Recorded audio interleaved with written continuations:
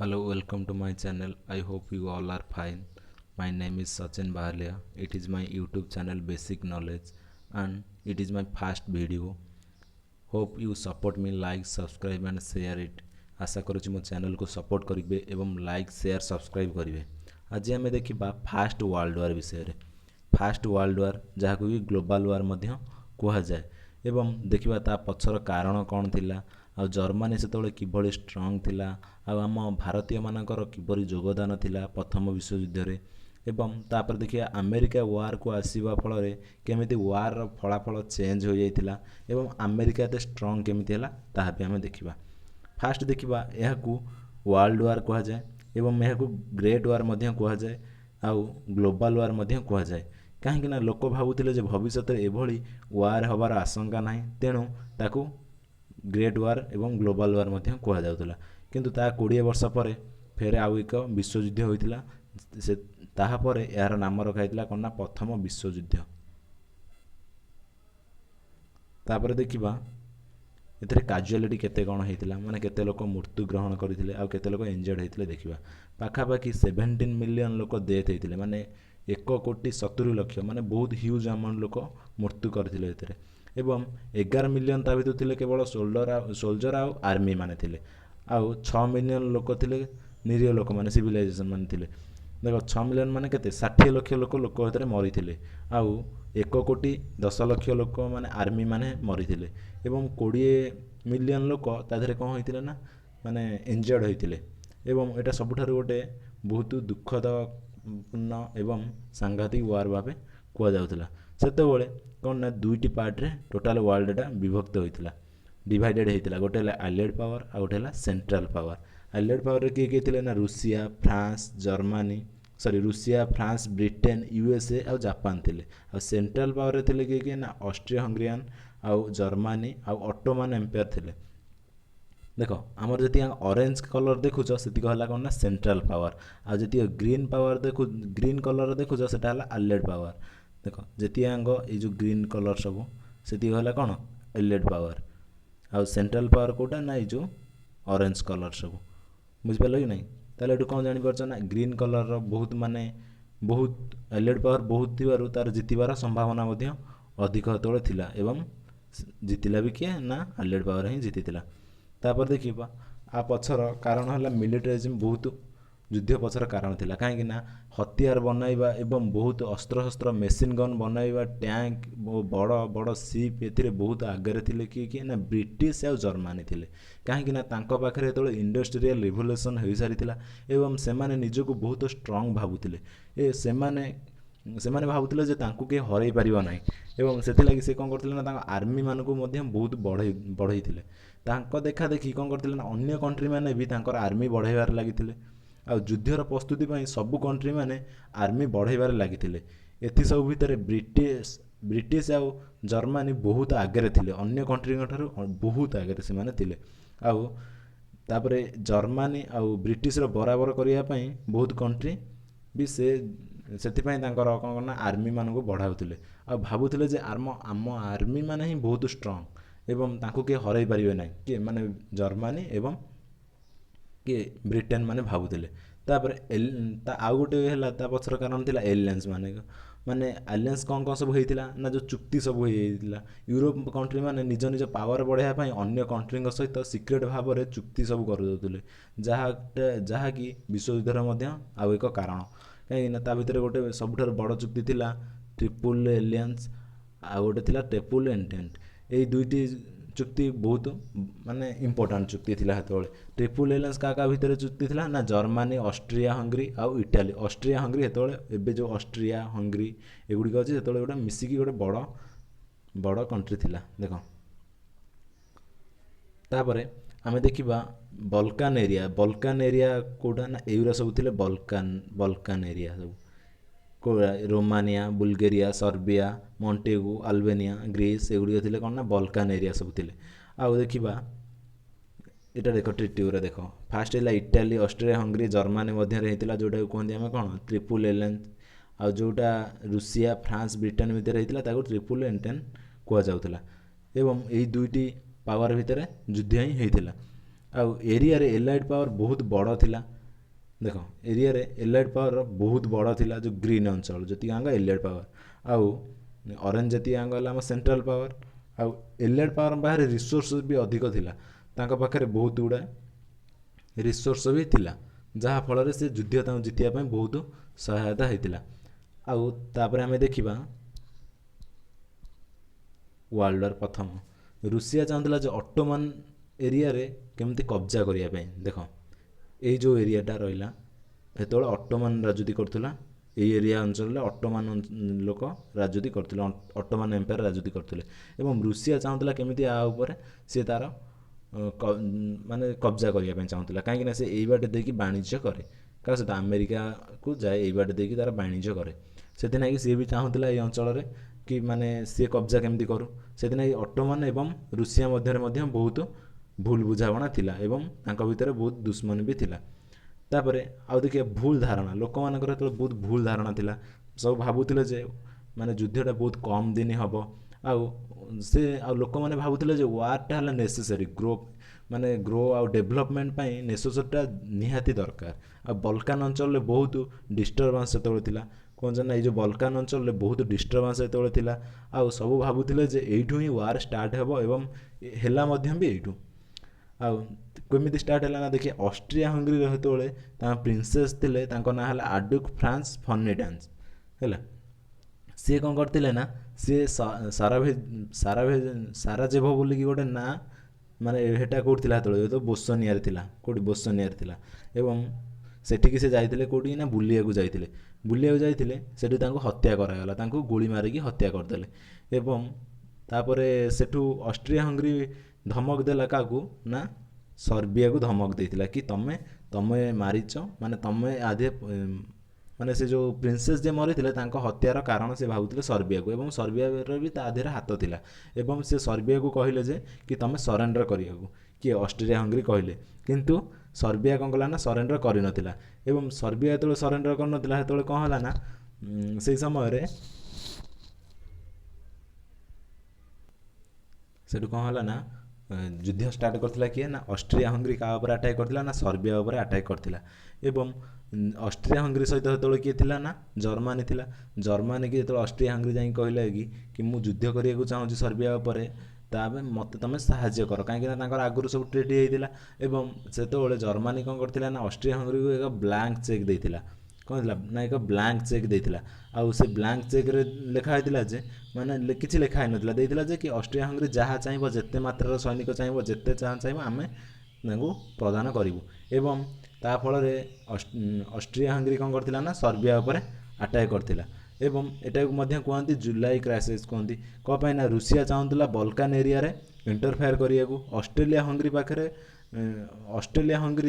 କ'ଣ କଲା ନା ଜର୍ମାନୀ ପାଖକୁ ଗଲା ଏବଂ କ'ଣ କଲା ନା ଅଷ୍ଟ୍ରେଲିଆ ହଙ୍ଗରୀ ଆଟାକ୍ କରିଦେଲେ କାହାକୁ ନା ସର୍ବିଆ ଉପରେ ଆଟାକ୍ କରିଦେଲେ। ଏବଂ ସର୍ବିଆ ହେଠୁ କ'ଣ କଲା ନା ରୁଷିଆକୁ ମାନେ ସପୋର୍ଟ ପାଇଁ କହିଲା। ଏବଂ ରୁଷିଆ ସେତେବେଳେ ଚାହୁଁଥିଲା ନା କେମିତି ଆସିବ ଇଣ୍ଟରଫେୟାର କରିବ ବଲକାନ ଅଞ୍ଚଳରେ। ଏବଂ ହେଠୁ କ'ଣ ନା ରୁଷିଆ ଯୁଦ୍ଧରେ ଯୋଗ ଦେଲା। ଏବଂ ପ୍ରଥମ କଣ୍ଟ୍ରି ଭାବେ କିଏ ଯୋଗ ଦେଇଥିଲା ନା ରୁଷିଆ ଯୋଗ ଦେଇଥିଲା। ଆ ଭିତରେ ଝଗଡ଼ା କେବଳ ହେଇଥିଲା ସର୍ବିଆ ଆଉ ଅଷ୍ଟ୍ରିଆ ଭିତରେ, କିନ୍ତୁ ତାପରେ ଧୀରେ ଧୀରେ ଦେଖ କେମିତି ଅନ୍ୟ କଣ୍ଟ୍ରି ମାନେ ସବୁ ତା ଭିତରେ ଯୋଗ ଦେଉଛନ୍ତି। ଯୁଦ୍ଧର ଏକ କାରଣ ଥିଲା ଯେ ବ୍ରିଟିଶ ଆଉ ଜର୍ମାନୀ ଫ୍ରାନ୍ସ ଚାହୁଁଥିଲେ ଆଫ୍ରିକା ଏସିଆ ଅଞ୍ଚଳରେ କେମିତି କବ୍ଜା କରିବାକୁ ଲାଗୁଥିଲେ, କେମିତି କଲୋନି ତାଙ୍କର ତିଆରି କରିବେ। ଏବଂ ଏହାକୁ ମଧ୍ୟ ସ୍କ୍ରାମ୍ବେଲ୍ ଅଫ୍ ଆଫ୍ରିକାକୁ ମଧ୍ୟ କୁହାଯାଏ, କାହିଁକିନା ସେ ଆଫ୍ରିକା ଅଞ୍ଚଳ ଆଉ ଏସିଆ ଅଞ୍ଚଳକୁ କବ୍ଜା କରିବାକୁ ଚାହୁଁଥିଲେ। ଯେଉଁ ଆଫ୍ରିକା ଅଞ୍ଚଳ ଯେଉଁରା ରହିଲା ସେଗୁଡ଼ିକୁ କବ୍ଜା କରିବାକୁ ଚାହୁଁଥିଲେ। କେଉଁମାନେ ନା ଫ୍ରାନ୍ସ ଏଗୁଡ଼ିକ ଅଞ୍ଚଳକୁ ମଧ୍ୟ କବ୍ଜା କରିବାକୁ ଚାହୁଁଥିଲେ। ତାପରେ ଦେଖିବା କି ବ୍ରିଟେନ୍ ଯେତେବେଳେ ସବୁଠାରୁ ଭଲ ଥିଲା, ମାନେ ଭଲ ଭାବରେ ଏଗୁଡ଼ିକ କବ୍ଜା କରୁଥିଲା। କେମିତି ନା ଦେଖିବ ବ୍ରିଟେନ୍ ଯେତେବେଳେ ବହୁତ ଆଗରେ ଥିଲା, ସେଥିପାଇଁ ବ୍ରିଟେନ୍କୁ ମଧ୍ୟ ଅନ୍ୟ କଣ୍ଟ୍ରି ମାନେ ଫଲୋ କରନ୍ତି, ମାନେ ବ୍ରିଟେନ୍ର ମଡ଼େଲକୁ ଫଲୋ କରନ୍ତି। ଟୋଟାଲି ବ୍ରିଟେନ୍ ପାଖରେ 25% ଏରିଆ ଟୋଟାଲି ବ୍ରିଟେନ୍ ରାଜୁତି କରୁଥିଲା ସେତେବେଳେ, ମାନେ ବ୍ରିଟେନ୍ ମାନଙ୍କର କଲୋନି ଥିଲା। ଏବଂ ଆଉ ବ୍ରିଟେନ୍କୁ ମଧ୍ୟ ୱାର୍ରେ ବହୁତ ସହାୟତା ବି ସେଠୁ ମିଳିଲା, ଯାହାକି ଯେମିତିକି ଆମ ଭାରତରୁ କେବଳ 13 ଲକ୍ଷ ଆର୍ମି ବ୍ରିଟେନ୍ର ସହ ମିଶି ଯୁଦ୍ଧ କରିଥିଲେ। ଏବଂ ବ୍ରିଟେନ୍ର 4 ଗୁଣରୁ ଅଧିକ ଆର୍ମି ଆମ ଇଣ୍ଡିଆର ଥିଲେ। ବ୍ରିଟେନ୍ର ସେତେବେଳେ ଥିଲେ 3 ଲକ୍ଷ 4 ଲକ୍ଷ ଲୋକ ମାନେ ଆର୍ମି, କିନ୍ତୁ ଆମ ଭାରତରୁ ଯାଇଥିଲେ 13 ଲକ୍ଷ ଲୋକ। ମାନେ ଭାବୁଥା କେତେ ହ୍ୟୁଜ୍ ଆମାଉଣ୍ଟର ଆମ ଭାରତରୁ ମଧ୍ୟ ଯୋଗ ଦେଇଥିଲେ। ଏବଂ ତାପରେ ଆଉ ଗୋଟେ ଥିଲା ବି ଯୁଦ୍ଧର କାରଣ ନ୍ୟାସନାଲିଜିମ୍ ମାନେ ଦେଶଭକ୍ତି ସେତେବେଳେ ବହୁତ ଥିଲା। ସବୁ କଣ୍ଟ୍ରି ନିଜେ ନିଜ ତାଙ୍କର କଣ୍ଟ୍ରି ବନେଇବାକୁ ଚାହୁଁଥିଲେ ଏବଂ ସିଏ ଭାବୁଥିଲେ ଯେ ଯୁଦ୍ଧ କରିବା ଦ୍ୱାରା ଦେଶର ମହାନ ହୋଇଥାଏ, ଦେଶ ତାର ମାନେ ଦେଶ ବହୁତ ଆଗକୁ ବଢ଼ିଥାଏ ଏବଂ ତାକୁ କୁହାଯାଏ ୱାର୍ ଇଜ୍ ଗ୍ଲୋରିୟସ୍। ଯିଏକି ଅଧିକ ଯୁଦ୍ଧ ଜିତିବ ସେ ସେତେ ଅଧିକ ଏରିଆ କଭର୍ କରିବ ଆଉ ସିଏ ସେତେ ଅଧିକ ଷ୍ଟ୍ରଙ୍ଗ ହେବ। ଯେତେବେଳେ ମାନେ କଣ୍ଟ୍ରି ମାନେ ଏଭଳି ବି ସୁଦ୍ଧା ଭୁଲ ଧାରଣା ତାଙ୍କର ଥିଲା। ଏବଂ ତାପରେ ଦେଖିବା ଫାଷ୍ଟ ଯୁଦ୍ଧ ଷ୍ଟାର୍ଟ ହେଲା କେବେ ନା ଜୁଲାଇ 28ରେ ଯୁଦ୍ଧ ଷ୍ଟାର୍ଟ ହେଇଥିଲା। କିଏ ନା ଅଷ୍ଟ୍ରିଆ ହଙ୍ଗରୀ କାହାକୁ ଆଟାକ୍ କରିଥିଲା, ସର୍ବିଆ ଉପରେ ଆଟାକ୍ କରିଥିଲା ଏବଂ ସର୍ବିଆ ସେତେବେଳେ ରୁଷିଆକୁ ସହାୟତା ମାଗିବାରୁ ରୁଷିଆ ମଧ୍ୟ କାହାକୁ ସର୍ବିଆକୁ ସହାୟତା କରିଥିଲା ଏବଂ ତାପରେ ଜର୍ମାନୀ କ'ଣ କରିଥିଲା ନା ଅଷ୍ଟ୍ରେଲିଆନ୍ ହଙ୍ଗରୀ ଏମ୍ପାୟାରକୁ ଯେତେବେଳେ ଗୋଟେ ବ୍ଲାଙ୍କ ଚେକ୍ ଦେଇଥିଲା ଏବଂ ଅଷ୍ଟ୍ରେଲିଆ ହଙ୍ଗରୀ ସେତେବେଳେ ଆଟାକ୍ କଲା, ଯେତେବେଳେ ଜର୍ମାନୀ ବି ତାକୁ ସାହାଯ୍ୟ କଲା ଏବଂ ଜର୍ମାନୀ ଆଉ ଅଷ୍ଟ୍ରେଲିଆ ହଙ୍ଗରୀ ଡିକ୍ଲେୟାର କରିଲେ ଯୁଦ୍ଧ କାହା ଉପରେ ନା ସର୍ବିଆ ଉପରେ। ମାନେ ଯୁଦ୍ଧ ଏଇଠୁ ଷ୍ଟାର୍ଟ ହେଲା ଯୁଦ୍ଧ, ମାନେ ସର୍ବିଆ ଉପରେ ଆଟାକ୍ କଲେ କିଏ ଜର୍ମାନୀ ଆଉ ଅଷ୍ଟ୍ରେଲିଆ ହଙ୍ଗରୀ। ତାପରେ ରୁଷିଆ କ'ଣ କଲା ନା ରୁଷିଆ ଏଠୁ ଆଟାକ୍ କଲା ଅଷ୍ଟ୍ରିଆ ହଙ୍ଗରୀ ଉପରେ ଆଟାକ୍ କଲା। ଏକରେ ଜର୍ମାନୀ ଉପରେ ବି ସୁଦ୍ଧା କିଏ ରୁଷିଆ ଆଟାକ୍ କଲା ଏବଂ ତାପରେ ଜର୍ମାନୀ ଭାବିଲା ଯେ କି ଜର୍ମାନୀ ବି ମଧ୍ୟ ଆଗରୁ ଜାଣିଥିଲା ଯେ କି ଫ୍ରାନ୍ସ ବି ତାକୁ ଆଟାକ୍ କରିବ ବୋଲି। ସିଏ କ'ଣ କଲା ନା ଫାଷ୍ଟ ବେଲଜିୟମକୁ ଜିତିଗଲା ଜର୍ମାନୀ, ତାପରେ ବେଲଜିୟମକୁ ଜିତିକି ବେଲଜିୟମ ବାଟେ ଫ୍ରାନ୍ସକୁ ଆଟାକ୍ କଲା ଏବଂ ଜର୍ମାନୀ ଭାବିଲା ଯେ ମାନେ ଦୁଇଟି ସାଇଡ଼୍ର ଯୁଦ୍ଧ କରିବାରେ ବହୁତ ତାର କ'ଣ ନା କ୍ଷତି ହେବ। ସେଥିପାଇଁ ସିଏ କ'ଣ କଲା ନା ପ୍ରଥମେ ଫ୍ରାନ୍ସକୁ ହରାଇବାକୁ ଚେଷ୍ଟା କରିଲା। ଫାଷ୍ଟ ଭାବିଲା ଯେ ମୁଁ ଫ୍ରାନ୍ସକୁ ହରାଇବି, ତାପରେ ରୁଷିଆ ସହିତ ଯୁଦ୍ଧ କରିବି, କିନ୍ତୁ ତାହା ହେଇପାରିନଥିଲା। କ'ଣ ପାଇଁ ହେଇନଥିଲା ଆମେ ଦେଖିବା। ଏବେ ଦେଖ ଜର୍ମାନୀ ଫାଷ୍ଟ ବେଲଜିୟମ ଉପରେ ଆଟାକ୍ କଲା ଏବଂ ତାପରେ ବେଲଜିୟମକୁ ଆଟାକ୍ କରିକି ତାପରେ ଫ୍ରାନ୍ସର ଅଧା ଏରିଆକୁ କବ୍ଜା ବି କରିଦେଇଥିଲା କିଏ ନା ଜର୍ମାନୀ। ତାପରେ ଅଧା ଏରିଆ କବ୍ଜା କରିଦେଇଥିଲା। ତାପରେ ବ୍ରିଟିଶ ଯେତେବେଳେ ଫ୍ରାନ୍ସକୁ ସପୋର୍ଟ କରିବାକୁ ଆସିଥିଲା ଏବଂ ସେଇଠି ମାନେ ଏଇ ଅଞ୍ଚଳରେ ଯୁଦ୍ଧ ହେଇଥିଲା, କିନ୍ତୁ ଇଏ ବେଶୀ ଆଗକୁ ଯାଇପାରିନଥିଲେ କି ସିଏ ବେଶୀ ଆଗକୁ ଆସିପାରିନଥିଲେ। କ'ଣ ପାଇଁ ଆମେ ଏଇଟା ଦେଖିବା ଏବେ। ତାପରେ ଇଷ୍ଟ ଅଞ୍ଚଳରେ ରୁଷିଆକୁ ପୁରା ହରାଇଦେଲା ମାନେ ରୁଷିଆକୁ ଯେତେବେଳେ ପୁରା ହରାଇ ଦେଇଥିଲା କିଏ ନା ଜର୍ମାନୀ ଯେତେବେଳେ ରୁଷିଆକୁ ଆଟାକ୍ କରିକି ପୁରା ହରାଇ ଦେଇଥିଲା ଏବଂ ରୁଷିଆର 3 ଲକ୍ଷ ଆର୍ମିକି କେବଳ ଜର୍ମାନୀ ମାରିଦେଇଥିଲା। ଏବଂ ସେତେବେଳେ ଅଟୋମାନ ଏମ୍ପାୟାର ବି ସୁଦ୍ଧା କାହା ଉପରେ ନା ଅଟୋମାନ ଏମ୍ପାୟାର ବି ସୁଦ୍ଧା ରୁଷିଆ ଉପରେ ଆଟାକ୍ କରିଥିଲା ଏବଂ ତାପରେ ବ୍ରିଟିଶ ସୁଏଜ କେନାଲକୁ ଜିତିବାକୁ ଦେଇନଥିଲା। ମାନେ ଅଟୋମାନ ସେତେବେଳେ କ'ଣ କରିଥିଲା ନା ସୁଏଜ କେନାଲ ଉପରେ ବି ସୁଦ୍ଧା ଆଟାକ୍ କରିଥିଲା ଏବଂ ତାକୁ କ'ଣ କରିଥିଲା ନା ୟୁକେ ମାନେ ବ୍ରିଟିଶ ତାକୁ ଜିତିବାକୁ ଦେଇନଥିଲା, କାହିଁକି ନା ବ୍ରିଟିଶ ସେଇ ବାଟ ହିଁ ସବୁ ପ୍ରକାର ମାନେ ଯେମିତିକି ଆମ ଭାରତକୁ ଯିବା ଆସିବା ବି ସେଇ ବାଟ ଗୋଟିଏ ରାସ୍ତା ହିଁ ଥିଲା ସେତେବେଳେ। ତାପରେ ଦେଖିବା ଯୁଦ୍ଧରେ ଥିଲା ଗୋଟେ ମେନ୍ ଥିଲା ଟ୍ରେଞ୍ଚ। ଦେଖ ଟ୍ରେଞ୍ଚ ସବୁ କ'ଣ ଥିଲା ନା ଯେଉଁ ଖାଲ ସବୁ କରିଦିଅନ୍ତି, ଖାଲ କରିକି ତା ଦେହରେ ଭିତରେ ରୁହନ୍ତି ହେଲା, ମାନେ ଗାତ ଭଳିଆ ଖୋଳିକି ତା ଭିତରେ ରୁହନ୍ତି, କାହିଁକିନା ସେତେବେଳେ ମାନେ ଗନ୍ ସବୁ ମେସିନ୍ ଗନ୍ ସବୁ ଉଦ୍ଭାବନ ହେଇଥିଲା ଆଉ ଯଦି ମାନେ ମେସିନ୍ ଗନ୍ରେ ମଧ୍ୟ ଫାୟାରିଂ କରୁଥିଲେ, ସେଥିଲାଗି ସେମାନେ ଖାଲ ଭିତରେ ଲୁଚିକି ଯୁଦ୍ଧ କରନ୍ତି, ଯେଉଁଟା ଟ୍ରେଞ୍ଚ ୱାର୍ କୁହାଯାଏ। ଏଇ ଦେଖ ଏଇଭଳିଆ ସବୁ ଖାଲ ଥିଲା, ଏଇଭଳିଆ ଖାଲରେ ମିଶିକି ସବୁ ଯୁଦ୍ଧ କରନ୍ତି ଏବଂ ଯିଏ ବି ସବୁ ଆଗକୁ ବାହାରେ ତାକୁ ମେସିନ୍ ଗନ୍ରେ ମାରିଦିଅନ୍ତି। ଆଉ ଫ୍ରାନ୍ସ ଆଉ ଜର୍ମାନୀ ଭିତରେ ବେଶୀ ଏଇଟା ଚାଲିଥିଲା। ଦେଖ ଫ୍ରାନ୍ସ ଆଉ ଜର୍ମାନୀ ଭିତରେ ଏଇଭଳି ଯୁଦ୍ଧ ବେଶୀ ଚାଲିଥିଲା ଆଉ ଏଇଟା 3 ବର୍ଷ କେବଳ ଏଇ ଯୁଦ୍ଧଟା ଚାଲିଥିଲା। ଏଇଭଳି ଯୁଦ୍ଧ 3 ବର୍ଷ ଚାଲିଥିଲା, ଯାହାଦ୍ୱାରା କିଛି କାହାର ଫାଇଦା ବି ବେଶୀ ହେଇନଥିଲା। ଇଏ ଆଗକୁ ଯାଇପାରୁନଥିଲେ କି ସିଏ ବି ବେଶୀ ଆଗକୁ ଆସିପାରୁନଥିଲେ, ଯାହାଫଳରେ କି 3 ବର୍ଷ କେବଳ ଏଇଭଳି ହିଁ ଚାଲିଥିଲା। ତାପରେ ବାହାରକୁ ଗଲେ ଲୋକମାନେ ମଧ୍ୟ ମରିଯାଉଥିଲେ, କ'ଣ ପାଇଁ ନା ବାହାରକୁ ଗଲେ ମାନେ ମେସିନ୍ ଗନ୍ର ସାମ୍ନା କରିବାକୁ ପଡ଼ିବ। ତାପରେ ଆଉ ଏକ ହେଇଥିଲା ବେଟେଲ୍ ଅଫ୍ ସୋମ୍। ଗୋଟେ ଦିନରେ ପ୍ରାୟ 80,000 ଲୋକଙ୍କ ଡେଥ୍ ହେଇଥିଲା ଗୋଟିଏ ଦିନରେ, କାରଣ ନା ବ୍ରିଟିଶ ଆଉ ଫ୍ରାନ୍ସ ଲୋକଙ୍କୁ ମାରିଦେଇଥିଲେ। କିଏ ମାନେ ଜର୍ମାନୀ ମାନେ ମାରିଦେଇଥିଲେ। ବ୍ରିଟିଶ କାନାଡ଼ା ଆଉ ଫ୍ରାନ୍ସ ଲୋକଙ୍କୁ ଜର୍ମାନୀ ଆର୍ମି ଦ୍ୱାରା ମାରିଦେଲେ। ଆଉ ତାପରେ ଗ୍ଲୋବାଲ୍ ୱାର୍ କ'ଣ ପାଇଁ କୁହାଯାଉଥିଲା ନା ପୁରା ଦୁନିଆରେ ପୁରା ୱାର୍ ଚାଲିଥିଲା, ଯେମିତିକି ଆମର ବଲକାନ ଅଞ୍ଚଳରେ ମଧ୍ୟ ୱାର୍ ଚାଲିଥିଲା। ଏକର ଯେଉଁ ଅଛି ଆମର ବଲକାନ ଅଞ୍ଚଳରେ ମଧ୍ୟ ୱାର୍ ଚାଲିଥିଲା। ଆଫ୍ରିକା ଟଙ୍ଗୋ ତାଞ୍ଜାନିଆ କାମେରନ୍ ତାଙ୍କ ମଧ୍ୟରେ ମଧ୍ୟ ଯୁଦ୍ଧ ଚାଲିଥିଲା। ବ୍ରିଟିଶ ଆଉ ଫ୍ରାନ୍ସ ମାନେ ତାଙ୍କୁ ବି ମଧ୍ୟ ଆଟାକ୍ କରିଥିଲେ ଏବଂ ତାପରେ ଚାଇନିଜ୍ କଲୋନି ମାନଙ୍କ ଉପରେ ବି ସୁଦ୍ଧା ଜର୍ମାନୀ ମାନେ ଆଟାକ୍ କରିଥିଲେ। ତାପରେ ଜାପାନ ବି ମଧ୍ୟ ସେହି ସମୟରେ ଚାଇନିଜ୍ କଲୋନି କି ଆଟାକ୍ ବି ମଧ୍ୟ କରିଥିଲା।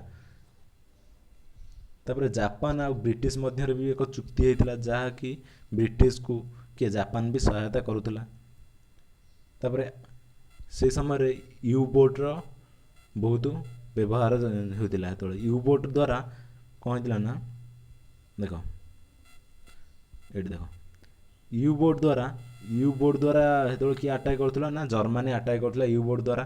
ଆଉ ସେ ୟୁ ବୋଟ୍ ଦ୍ୱାରା ବହୁତ ମାନେ କ'ଣ ସିପ୍ ମାନଙ୍କୁ ବି ମଧ୍ୟ ସେମାନେ ଟାର୍ଗେଟ୍ କରୁଥିଲେ।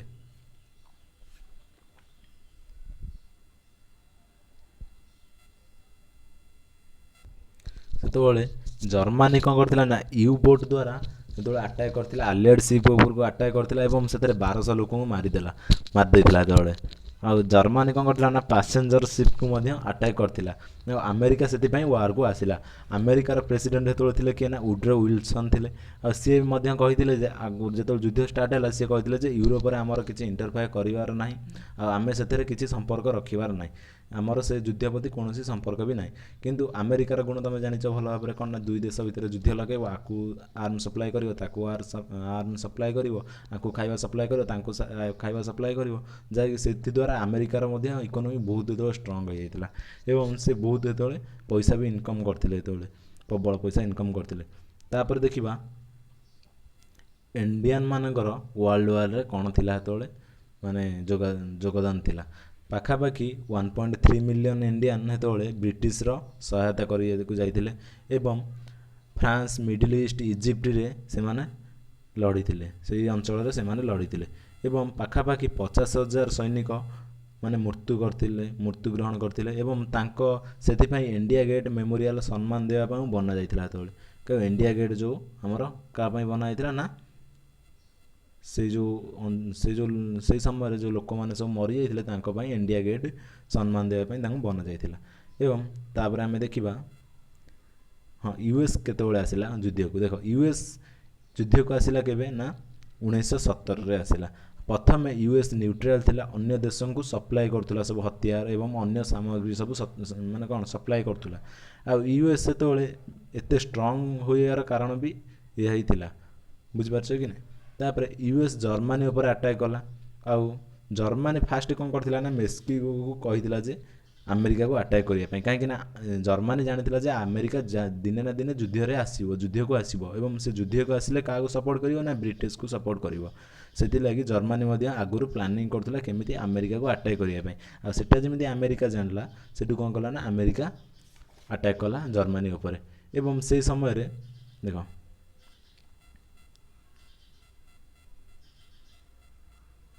ସେହି ସମୟରେ ରୁଷିଆକୁ କିଏ ନା ଜର୍ମାନୀ ସେତେବେଳେ ରୁଷିଆକୁ ହରାଇ ଦେଇଥିଲା ପୁରା, ମାନେ ଜର୍ମାନୀ ରୁଷିଆକୁ ହରାଇ ଦେଇଥିଲା ପୁରା। ଏବଂ ରୁଷିଆରେ ସେତେବେଳେ ରୁଷିଆନ୍ ରେଭଲ୍ୟୁସନ୍ ଚାଲିଥିଲା ଏବଂ ରୁଷିଆରେ ବହୁତ ଏ ଯୁଦ୍ଧ ଦ୍ୱାରା ବହୁତ କ୍ଷତି ହୋଇଥିଲା। ଏବଂ ରୁଷିଆନ୍ ରେଭଲ୍ୟୁସନ୍ରେ ସେତେବେଳେ ଲେନିନ୍ ସେତେବେଳକୁ ପାୱାରକୁ ଆସିଲେ ଏବଂ ସେ କହିଲେ ଯେ ଆମର ଯୁଦ୍ଧ କରିବା କିଛି ଦରକାର ନାହିଁ, ଆମେ ଯୁଦ୍ଧରେ ଆଉ ପାର୍ଟିସିପେଟ୍ କରିବୁ ନାହିଁ। ଏବଂ ଜର୍ମାନୀ ସହିତ ଶାନ୍ତି ଚୁକ୍ତି କରିଥିଲେ, କିଏ ଲେନିନ୍ କରିଥିଲେ ଏବଂ ଜର୍ମାନୀ ରୁଷିଆକୁ ୱିନ୍ କରିଯାଇଥିଲା, ରୁଷିଆକୁ ହରାଇ ଦେଇଥିଲା। ଏବଂ ସେ ବହୁତ ଖୁସି ହୋଇଥିଲା, କାହିଁକିନା ସେ ଭାବିଥିଲା କେବଳ ସେ ଏକରେ ଫ୍ରାନ୍ସକୁ ଆଟାକ୍ କରିବ, କାହିଁକିନା ଏକରେ ଆଉ ରୁଷିଆ ଯୁଦ୍ଧ ହାରିଗଲା, ତାହେଲେ କେବଳ ସେ ଏକରେ ଆଟାକ୍ କରିବ ଏବଂ ବହୁତ ସହଜରେ ଜିତିଯିବ, ବହୁତ ଖୁସି ହୋଇଯାଇଥିଲା। କିନ୍ତୁ ତାହା ହେଇନଥିଲା, କାହିଁକିନା ଏକରେ ଆମେରିକା ଆର୍ମି, ଫ୍ରାନ୍ସ ଆଉ ବ୍ରିଟେନ୍ ସବୁ ମିଶିକି ଲଢ଼ୁଥିଲେ। ଆଉ ଆମେରିକା ବି ଯେତେବେଳେ ବହୁତ ଷ୍ଟ୍ରଙ୍ଗ ଥିଲା, ଯାହାଫଳରେ ଜର୍ମାନୀକୁ ହାରିବା ଭଳି ପରିସ୍ଥିତି ହୋଇଯାଇଥିଲା ଏବଂ ଲାଷ୍ଟକୁ ସେ ହାରି ବି ଗଲା, ଜର୍ମାନୀ ବି ଲାଷ୍ଟକୁ ହାରିଥିଲା। ଏବଂ ତାପରେ ଆମେ ଦେଖିବା ତାପରେ ଜର୍ମାନୀ ସେତେବେଳକୁ କ'ଣ କରିଥିଲା ନା ହାରିକି ତାପରେ ସିଏ ତାର ସବୁ ପାୱାର ବି ହରାଇ ଦେଇଥିଲା ସେତେବେଳକୁ। ଏବଂ ୱେଷ୍ଟରେ ୟୁଏସ୍ ଆର୍ମି ଠାରୁ ମଧ୍ୟ ହାରିଗଲା, ଏକର ଯେଉଁ ୱେଷ୍ଟ ସାଇଡ଼୍ରେ ୟୁଏସ୍ ଆର୍ମି ଠାରୁ ହାରିଲା ଏବଂ ଶେଷରେ ଜର୍ମାନୀ ମାନେ ହସ୍ତାକ୍ଷର କରିଥିଲା ଯେ ଏବଂ ଯୁଦ୍ଧ ଉପରେ ବିରାମ ଲଗାଇଥିଲା, କିଏ ଜର୍ମାନୀ ବିରାମ ଲଗାଇଥିଲା। ଏବଂ ତାପରେ ଆଉ ଏଇ ଯୁଦ୍ଧର ସବୁଠାରୁ ବେଶୀ ଦାୟୀ କାହାକୁ କରାଯାଇଥିଲା ନା ଜର୍ମାନୀ କରାଯାଇଥିଲା। ଏବଂ ତା 6 ମାସ ପରେ କେଉଁଠି ହେଇଥିଲା ନା ଭର୍ସାଇଲ୍ ଟ୍ରିଟି ଗୋଟେ ଥିଲା, ଭର୍ସାଇଲ୍ ଟ୍ରିଟି, ଯାହା ସେ ମିଟିଂରେ କ'ଣ ନା ଜର୍ମାନୀ କି ଦୋଷୀ କରାଯାଇଥିଲା ଏବଂ ଜର୍ମାନୀ କି ବହୁତ ମାନେ ଅଧିକ ମନି ଦେବାକୁ ପଡ଼ିଥିଲା ଏବଂ ସେ ଏହାକୁ 2010 ପର୍ଯ୍ୟନ୍ତ ସୁଝି ପାରିନଥିଲା। ଲାଷ୍ଟ କିସ୍ତି ତାର ଥିଲା କେବେ 2010ରେ ଥିଲା। ଏବଂ ତାପରେ ଦେଖିବା ଟେକ୍ନୋଲୋଜି ସେତେବେଳେ ସବୁ ୱାର୍ରେ କ'ଣ କ'ଣ ସବୁ ୟୁଜ୍ କରାଯାଇଥିଲା ନା ରେଡ଼ିଓ ଆଉ ଟ୍ୟାଙ୍କ ବେଶୀ ୟୁଜ୍ କରାଯାଇଥିଲା, ସବମେରିନ୍ ବୋଟ୍ ବେଶୀ ୟୁଜ୍ କରାଯାଇଥିଲା, ମେସିନ୍ ଗନ୍ ବି ୟୁଜ୍ କରାଯାଇଥିଲା, ଆଉ ତାପରେ ମଷ୍ଟାର୍ଡ଼ ଗ୍ୟାସ୍ ବି ୟୁଜ୍ କରାଯାଇଥିଲା ସେ ସମୟରେ। ଆଉ ଏରୋପ୍ଲେନ୍ ଦେଖ, ଏଇ ଯେଉଁ ଏରୋପ୍ଲେନ୍ ସବୁ ଦେଖୁଛ, ଏଇ ଏରୋପ୍ଲେନ୍ରେ ବମ୍ବିଂ କରିବାର ବି ସୁଦ୍ଧା ମାନେ ମୁଖ୍ୟ ଭୂମିକା ଥିଲା ସେ ଟାଇମ୍ରେ। ଏବଂ ତାପରେ ଆଉ ହେଲ୍ଥ, ଆଉ ସେତେବେଳେ ଆମର ସ୍ପାଇନିସ୍ ଫ୍ଲୁ ମଧ୍ୟ ବ୍ୟାପିଥିଲା, ଯାହାକି ବହୁତ ଲୋକ ସେଥିରେ ମୃତ୍ୟୁଗ୍ରହଣ କରିଥିଲେ, ବେଶୀ ସୈନିକ ବି ସେଥିରେ ମୃତ୍ୟୁଗ୍ରହଣ କରିଥିଲେ ଏବଂ ବହୁତ ଲୋକ ମାନେ ମୃତ୍ୟୁଗ୍ରହଣ କରିଥିଲେ ରୋଗ ଦ୍ୱାରା। ଆଉ ତାପରେ ବହୁତ ଲୋକ ବି ବହୁତ ମାନେ ଡିପ୍ରେସନ୍କୁ ମଧ୍ୟ ପଳାଇଥିଲେ। ଆଉ ମେଲ୍ ପପୁଲେସନ୍ ପୁରା କମି ଯାଇଥିଲା, କେଉଁଠି ନା ୟୁରୋପରେ କମି ଯାଇଥିଲା। ଏବଂ ତାପରେ ଆମେ ଦେଖିବା କି ଟ୍ରେଣ୍ଡସ୍ ଦେଖ, ତାପରେ ଆଉ ଟେକ୍ନୋଲୋଜି ସେତେବେଳେ ଯେଉଁ ୟୁଜ୍ କରାଯାଇଥିଲା, ଫାଷ୍ଟ ଟାଇମ୍ ପାଇଁ ରେଡ଼ିଓ ୟୁଜ୍ କରାଯାଇଥିଲା। ରେଡ଼ିଓ ଦ୍ୱାରା ସବୁ ବାର୍ତ୍ତା ପଠା ହେଉଥିଲା। ଫାଷ୍ଟ ଟାଇମ୍ ପାଇଁ ଯେତେବେଳେ ରେଡ଼ିଓ କିଏ ଉଦ୍ଭାବନ କରିଥିଲେ? ମାର୍କୋନି ଉଦ୍ଭାବନ କରିଥିଲେ। ଏବଂ ତାପରେ ସବମେରିନ୍ ଆଉ ୟୁ ବୋଟ୍ର ବହୁତ ୟୁଜ୍ କରାହେଉଥିଲା ସେଇ ଟାଇମ୍ରେ। କିଏ ବେଶୀ ୟୁଜ୍ କରୁଥିଲା ନା ଜର୍ମାନୀ ବେଶୀ ୟୁଜ୍ କରୁଥିଲା।